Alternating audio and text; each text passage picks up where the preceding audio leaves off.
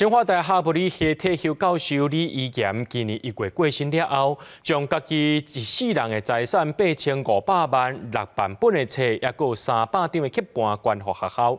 学校最近就伫咧图书馆成立音乐室，会当互这刻盘放送出好听的音乐。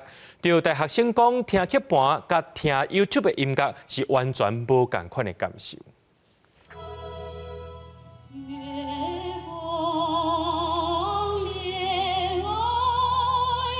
坐顶档的刻盘唱片放送出好听的音乐，现场的人拢听甲真凄迷。对少年学生来讲，真侪人拢无听过刻盘放送出来的音乐，即马有机会听到，大家拢感觉真特别。真的体验到什么叫做黑胶唱片播出来的音乐，对。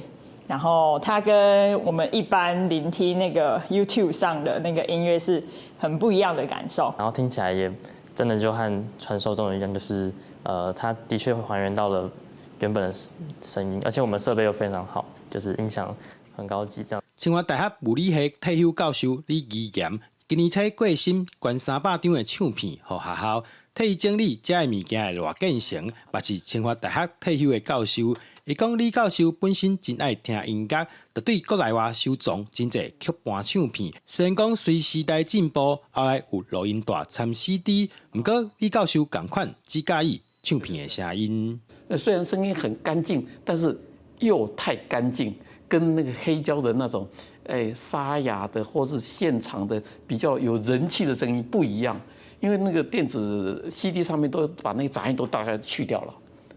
或者头尾都去掉了，反正就有一点比较，怎么说，像模特而不像真人了。有各种古典音乐啊，有这个是歌剧，然后也有中国的艺术歌曲，然后也有这种现代，像陈必先的钢琴。那这些的价值当然是精神上的，以音乐性来讲是有一部分相当有价值。李依岩教授过身了后，除了捐唱片，把家己一生的财产。 8500万以及6万本册捐予学校，学校最近就伫图书馆内底成立音乐室，互李教授过去珍贵的收藏会当放送出来，互后一代的学生嘛拢会当听到。记者刘君豪，新潮报道。